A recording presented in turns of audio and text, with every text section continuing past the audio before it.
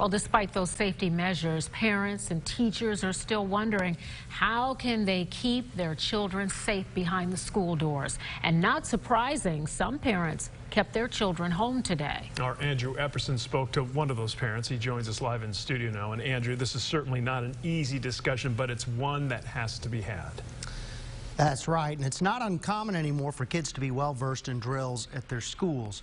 What to do if someone comes in with a gun and starts shooting, a parent's worst nightmare, especially when any steps to prevent these shootings are basically out of their control. If you're going to be honest with your children about such things, you have to say, well, I don't know what could happen. Jeff Hood is a father of 5, all in elementary school here in Little Rock. Following Tuesday's school shooting in Texas, the Hoods decided to keep them home Wednesday. When we talk to our kids, we want to keep them safe, but I hope that these conversations also compel us to do something. Hood knows the psychological toll a mass shooting takes. In 2016, a man killed 5 Dallas police officers.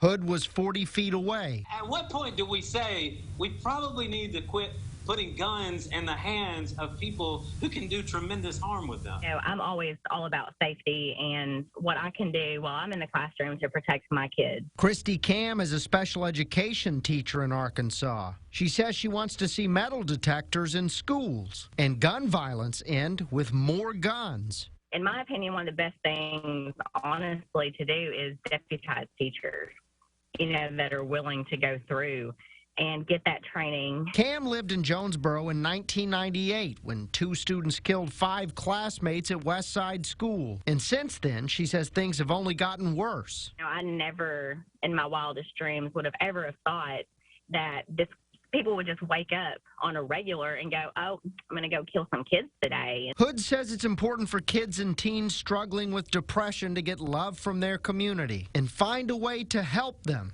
without pushing them to hurt others. If we decide to go down the path of love, we will develop trust with our neighbors. And it will ultimately lead to less incidences like this. Several parents I spoke to Wednesday say schools should be built differently from the start. More exits set up to help people inside get out if there's an active shooter situation, and avoiding areas where the surrounding landscape can be a perch for would-be shooters. Live in studio, Andrew Epperson, Fox 16 News.